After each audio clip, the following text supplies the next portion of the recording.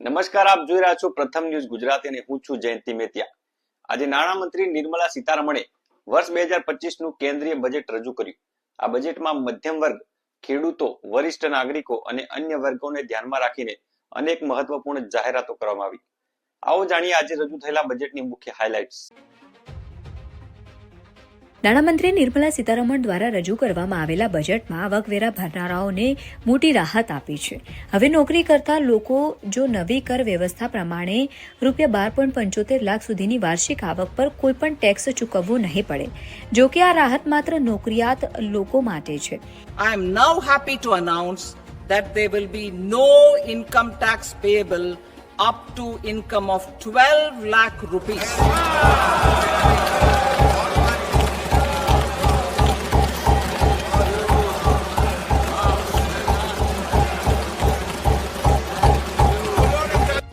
આ ઉપરાંત હવે તમામ કરદાતાઓ છેલ્લા 4 વર્ષનું આઈટી રિટર્ન એક સાથે ફાઇલ કરી શકશે। અગાઉ આ મર્યાદા 2 વર્ષની હતી, જ્યારે વરિષ્ઠ નાગરિકો માટે ટીડીએસ મર્યાદા 50,000થી વધારીને 1 લાખ કરવામાં આવી છે। હવે શું સસ્તું થયું અને શું મોંઘું થયું તેની વાત કરીએ તો મોબાઈલ ફોન, ઈ કાર સસ્તા થશે, ઈવી અને મોબાઈલની લિથિયમ આયન બેટરી સસ્તી થશે, એલઈડી એલસીડી ટીવી સસ્તા થશે। તેમાં કસ્ટમ ડ્યુટી ઘટાડીને 2.5 કરવામાં આવી છે। આ ઉપરાંત નવા નિર્ણયો અનુસાર શહેરી વિસ્તારોમાં ગરીબોની આવક વધારવા માટે એક યોજના શરૂ કરવામાં આવશે। 1 લાખ અધૂરા મકાનો પૂર્ણ કરવામાં આવશે। વર્ષ 2025માં 40,000 નવા મકાનો સોંપવામાં આવશે। દરેક ઘરને નળનું પાણી પૂરું પાડવા માટેનો જળ જીવન મિશન કાર્યક્રમ 2028 સુધી લંબાવવામાં આવશે। મહિલાઓ માટે મહત્વપૂર્ણ એવી 2 જાહેરાતો કરવામાં આવી છે। એસસી એસટીના એમએસએમઈ ઉદ્યોગમાં મહિલા સાહસિકો માટે ખાસ લોન યોજના, તેમ પહેલીવાર ઉદ્યોગ સાહસિક યોજના બનાવનારી મહિલાઓને 2 કરોડ રૂપિયાની ટર્મ લોન મળશે। વૃદ્ધો માટે 6 જાહેરાત કરવામાં આવી છે, જેમાં વરિષ્ઠ નાગરિકો માટે કરમુક્તિ બમણી કરીને 50,000 રૂપિયાથી વધારીને 1 લાખ રૂપિયા કરવામાં આવી છે। 36 જીવન રક્ષક દવાઓ સંપૂર્ણપણે કરમુક્ત કરવામાં આવી છે। દેશમાં 200 ડે કેર કેન્સર સેન્ટર બનાવવામાં આવશે। તબીબી ઉપકરણો અને કેન્સરની દવાઓ સસ્તી થશે। 6 જીવન રક્ષક દવા પર કસ્ટમ ડ્યુટી 5% ઘટાડી દેવામાં આવી છે। ખેડૂતો માટે 11 જાહેરાતો કરાઈ છે, જેમાં કિસાન ક્રેડિટ કાર્ડની મર્યાદા 3 લાખ રૂપિયાથી વધારીને 5 લાખ રૂપિયા કરવામાં આવી છે। તો તેની સાથે જ દેશમાં પીએમ ધન કૃષિ યોજના શરૂ કરવામાં આવશે। 100 જિલ્લાને લાભ મળશે। ડેરી અને મત્સ્ય ઉદ્યોગ માટે 5 લાખ રૂપિયા સુધીની લોન, દરિયાઈ ઉત્પાદનો સસ્તા થશે। કસ્ટમ ડ્યુટી 30%થી ઘટાડીને 5% કરવામાં આવી છે। અંદમાન નિકોબાર અને ઊંડા સમુદ્રમાં માછીમારોને પ્રોત્સાહન આપવામાં આવશે। પશ્ચિમી કોસી નહેર પ્રોજેક્ટ મિથિલા ક્ષેત્ર શરૂ થશે। 50,000 હેક્ટર વિસ્તારમાં ખેડૂતોને ફાયદો થશે। ગ્રામીણ યોજનાઓમાં પોસ્ટ પેમેન્ટ બેંક ચૂકવણી સેવાનો વિસ્તાર કરવામાં આવશે। આસામમાં નામરૂપમાં એક નવો યુરિયા પ્લાન્ટ સ્થાપવામાં આવશે। યુવાનો માટે પણ ખાસ યોજનાઓની જાહેરાત કરવામાં આવી છે। યુવાનો માટે કરાયેલી જાહેરાતની વાત કરીએ તો સ્ટાર્ટઅપ માટે 10,000 કરોડ રૂપિયાનું ફંડ બનાવાશે। 500 કરોડ રૂપિયાથી 3 એઆઈ આર્ટિફિશિયલ ઇન્ટેલિજન્સ શ્રેષ્ઠા કેન્દ્રો બનાવવામાં આવશે। આગામી 5 વર્ષમાં તબીબી શિક્ષણમાં 75,000 બેઠકોનો વધારો થશે। દેશમાં 23 આઈટીમાં 6,500 બેઠક વધારવામાં આવશે। મેડિકલ કોલેજોમાં 10,000 બેઠક વધશે। પીએમ રિસર્ચ ફેલોશિપ હેઠળ 10,000 નવી ફેલોશિપ બનાવવામાં આવશે। દેશમાં જ્ઞાન ભારત મિશન શરૂ કરવામાં આવશે। 1 કરોડ હસ્તપ્રતોનું ડિજિટલાઇઝેશન કરવામાં આવશે। પટના આઈઆઈટીમાં હોસ્ટેલ સુવિધાઓ વધારવામાં આવશે। Make in India, make for વર્લ્ડને પ્રોત્સાહન આપશે। કૌશલ્ય વધારવા માટે 5 રાષ્ટ્રીય સ્તરના કેન્દ્રો બનાવવામાં આવશે। વેપારીઓ માટે કરાયેલી જાહેરાતોમાં એમએસએમઈ માટે લોન ગેરંટી મર્યાદા 5 કરોડ રૂપિયાથી વધારીને 10 કરોડ રૂપિયા કરવામાં આવશે। સોશિયલ વેલફેર સરચાર્જ દૂર કરવાનો પ્રસ્તાવ, 7 ટેરિફ દરો જે છે તે પણ દૂર કરવામાં આવશે। હવે દેશમાં ફક્ત 8 ટેરિફ દર જ રહેશે। ગ્લોબલ કેપેબિલિટી સેન્ટર્સ ટિયર 2 શહેરોમાં બનાવવામાં આવશે। દેશને રમકડા ઉત્પાદનનું વૈશ્વિક કેન્દ્ર બનાવવા માટે રાષ્ટ્રીય યોજના બનાવાશે। નવી લેધર યોજના 22 લાખ લોકોને રોજગારી પૂરી પાડશે। બિહારમાં નેશનલ ઇન્સ્ટિટ્યૂટ ઓફ ફૂડ ટેકનોલોજીની સ્થાપના કરવામાં આવશે। સૂક્ષ્મ ઉદ્યોગો માટે 5 લાખ રૂપિયાની મર્યાદાવાળા કસ્ટમાઇઝ ક્રેડિટ કાર્ડ જારી કરવામાં આવશે. પ્રથમ વર્ષમાં 10 લાખ કસ્ટમાઇઝ ક્રેડિટ કાર્ડ જારી કરાશે. શેરી વિક્રેતાઓ માટે પીએમ સ્વનિધિ યોજનાની લોન મર્યાદા વધારીને 30,000 રૂપિયા થશે. બજેટમાં સરકારે 36 જીવનરક્ષક દવાઓ પરની કસ્ટમ ડ્યુટી પણ દૂર કરી છે. આ ઉપરાંત લિથિયમ આયન બેટરીઝ કેપ પરની ડ્યુટી પણ દૂર કરવાની જાહેરાત કરવામાં આવી છે. આનાથી જીવન રક્ષક દવાઓ અને બેટરી સસ્તી થશે. એ જ સમયે સરકારે ઇન્ટરેક્ટિવ ફ્લેટ પેનલ ડિસ્પ્લે પર ડ્યુટી 10%થી વધારીને 20% કરી છે, જેના કારણે મોંઘી બનશે. જો કે આ ઉત્પાદનો કેટલા સસ્તા કે મોંઘા થશે હજુ નક્કી નથી. સરકારે 1 જુલાઈ 2017ના રોજ દેશભરમાં જીએસટી લાગુ કર્યો. ત્યારબાદ બજેટમાં ફક્ત કસ્ટમ ડ્યુટીમાં વધારો કે ઘટાડો કરવામાં આવે છે. ડ્યુટીમાં વધારો અને ઘટાડો વસ્તુઓના ભાવ ઉપર ડાયરેક્ટ અસર કરે છે. આ બજેટને લઈને કોંગ્રેસ, ભાજપ અને અન્ય રાજકીય અગ્રણીઓએ પોતાના મંતવ્યો આપ્યા છે, જેમાં આપણા પ્રધાનમંત્રી મોદીએ પણ આ બાબતે પ્રતિક્રિયા આપી છે. આવો સાંભળીએ કેટલાક નેતાઓના નિવેદનો. अब बजट विषय तेओ शू बोल्या. अब इस बजट में 12 लाख रुपए तक की आय को टैक्स से मुक्त कर दिया गया है. सभी आय वर्ग के लोगों के लिए टैक्स में भी कमी की गई है. इसका बहुत बड़ा फायदा हमारे मिडिल क्लास को, नौकरी पेशे करने वाले, जिनकी आय बंधी हुई है, ऐसे लोगों को, मिडिल क्लास को इससे बहुत बड़ा लाभ होने वाला है. उसी प्रकार से काम होगा. साथियों, बजट में किसानों के लिए जो घोषणा हुई है वो कृषि क्षेत्र और समूची ग्रामीण अर्थव्यवस्था में नई क्रांति का आधार बनेगी.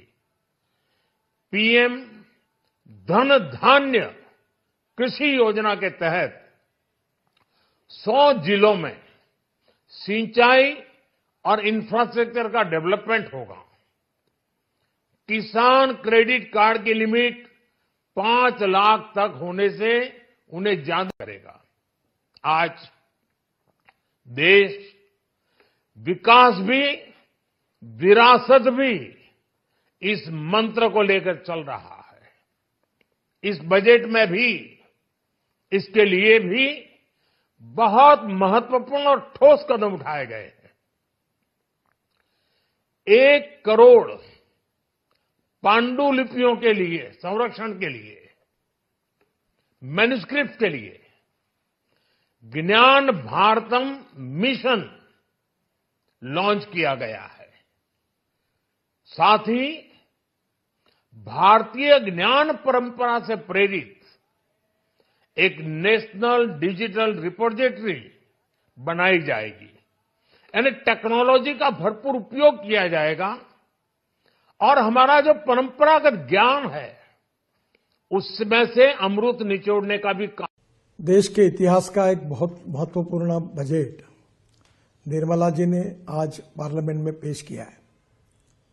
ये जो बजट की विशेषता ये है कि हमारी इकोनॉमी को एक्सेलरेट करने वाला ये बजट है. जहां तक इंफ्रास्ट्रक्चर को हर समय वित्त मंत्री प्राथमिकता देते हैं, इस समय भी हमारा बजट बढ़ा है, जिसके कारण इंफ्रा रोड सेक्टर में इसका बहुत बड़ा फायदा होगा. मुझे इस बात की खुशी है कि कृषि विभाग की ओर उन्होंने विशेष रूप से ध्यान दिया है. तिलहन हो, विशेष रूप से तेल बिया हो, इसके उत्पादन कैसे बढ़े और किसान आत्मनिर्भर कैसे बने, इसका भी विचार किया गया है. विशेष रूप से इनकम टैक्स के बारे में एक रिफॉर्म करके नया कानून लाकर इसको और सरलीकरण उसका करना, ये जनता के लिए बहुत बड़ी राहत होगी. और 12 लाख रुपए की उत्पादन के लिए इनकम टैक्स में जो राहत दी गई है वो भी बहुत महत्वपूर्ण है. वह बजट बहुत ही संतुलित, ऑल इंक्लूसिव और विकास को बढ़ावा देने वाला बजट है. यह बजट विकसित भारत के संकल्प को गति देने वाला बजट है. इस बजट में गरीब और किसान का कल्याण है, वंचितों का सम्मान है और नारी शक्ति और मध्यम वर्ग का उत्थान समाहित है. हमारा बजट इस प्रकार से कहा जाए तो ये आम व्यक्ति का बजट है. सिटीजन सेंट्रिक बजट है। ऐसे सर्वस्पर्शी और हर क्षेत्र के विकास को गति देने के लिए समर्पित बजट के लिए मैं आदरणीय प्रधानमंत्री श्री नरेंद्र मोदी जी का हार्दिक अभिनंदन करता हूं। वित्त मंत्री श्रीमती निर्मला सीतारमण जी एवं उनकी पूरी टीम को अपने पार्टी के करोड़ों करोड़ों कार्यकर्ताओं की ओर से हार्दिक बधाई देता हूं। श्रीमती निर्मला सीतारमण जी ने आज देश की संसद में देश का 2025-26 का आम बजट प्रस्तुत किया है।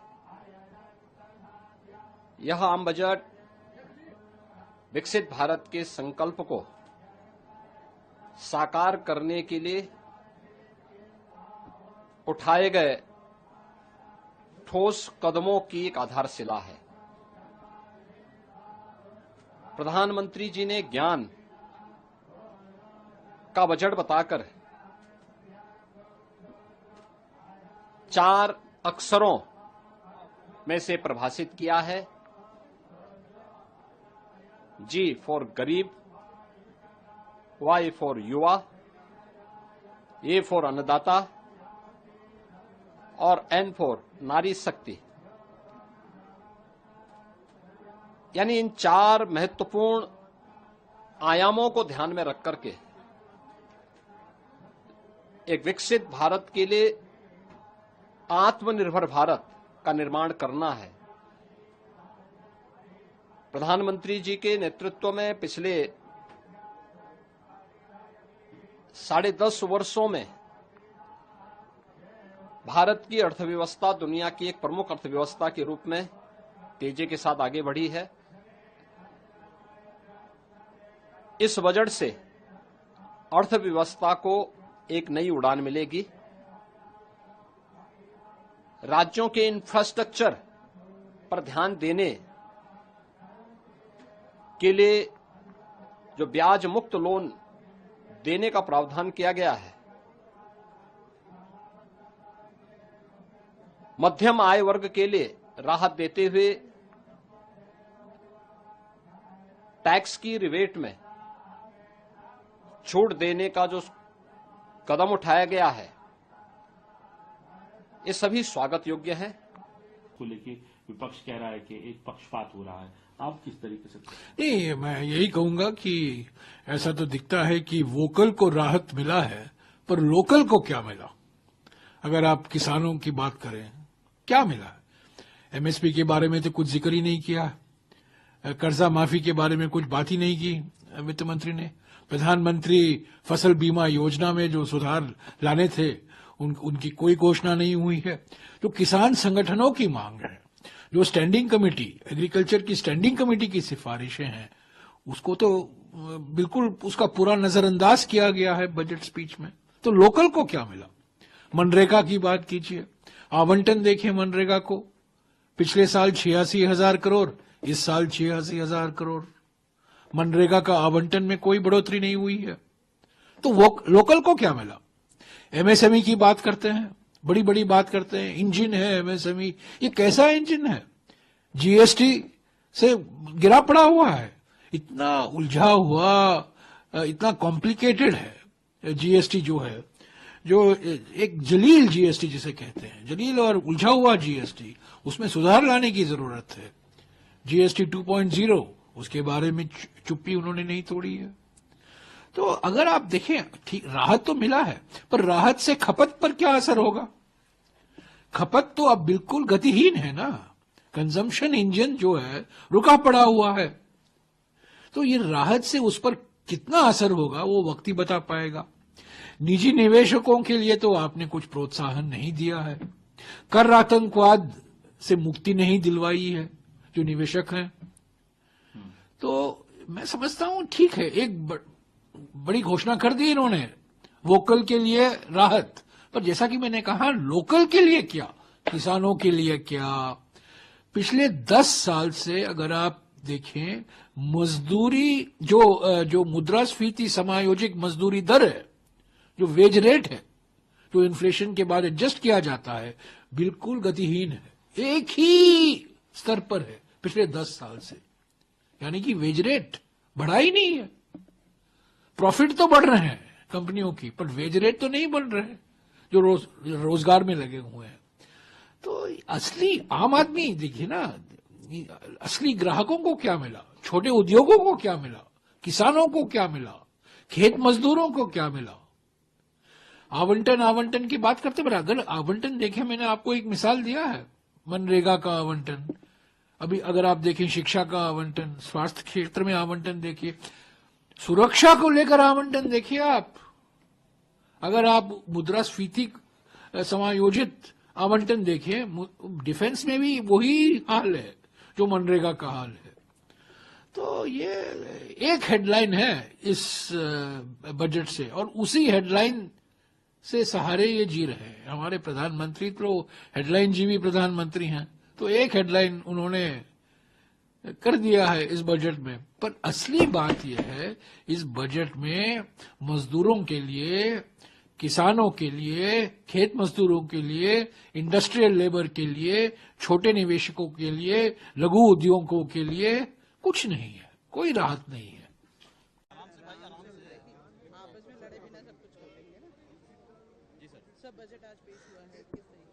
बहुत ही संवेदनशील, विकास को गति देने वाला, मध्यम वर्ग को बहुत बड़ी राहत, नौकरियों के लिए मैन्युफैक्चरिंग सेक्टर को प्रोत्साहन, किसानों के लिए ढेर सारी सुविधाएं,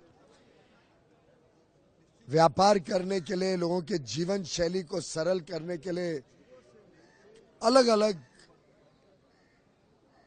सोच के साथ, आधुनिक सोच के साथ नए कदम उठाना।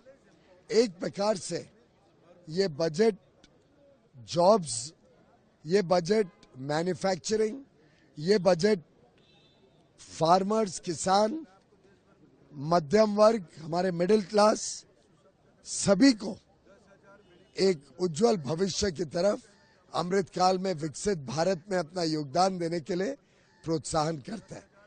साथ ही साथ फिस्कल डेफिसिट यानी वित्तीय घाटे को 4.4 रखकर एक दुनिया को संदेश दिया है कि भारत आधारभूत जो हमारी अर्थव्यवस्था है, जो अर्थव्यवस्था की मूल फंडामेंटल्स है, उसको भी बहुत अच्छी तरीके से हम फोकस कर रहे हैं, उसको मजबूत कर रहे हैं। ये एक विश्व में भी एक अच्छा संदेश जाएगा।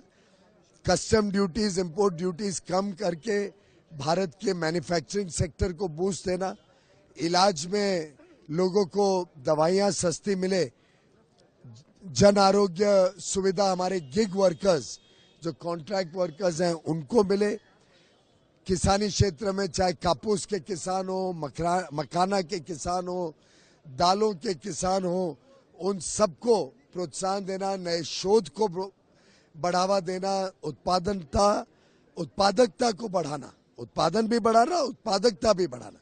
मैं समझता हूं उनके उसके लिए क्रेडिट भी देना, सुविधाजनक केसीसी में अब 5 लाख रुपए तक किसानों को क्रेडिट मिले, लोन मिले। बड़ा बैलेंस बजट है, कंटिन्यूटी भी है और स्ट्रेटेजिक थिंकिंग भी है, नई सोच जैसे न्यूक्लियर पावर प्लांट्स। તો આ હતી આજના બજેટની મુખ્ય હાઇલાઇટ્સ। આવા જ માહિતીથી ભરપૂર સમાચાર જોવા માટે અમારી યુટ્યુબ ચેનલ પ્રથમ ન્યૂઝ ગુજરાતી ઓફિશિયલને સબસ્ક્રાઇબ કરો। ત્યાં સુધી મને રજા આપશો। નમસ્કાર।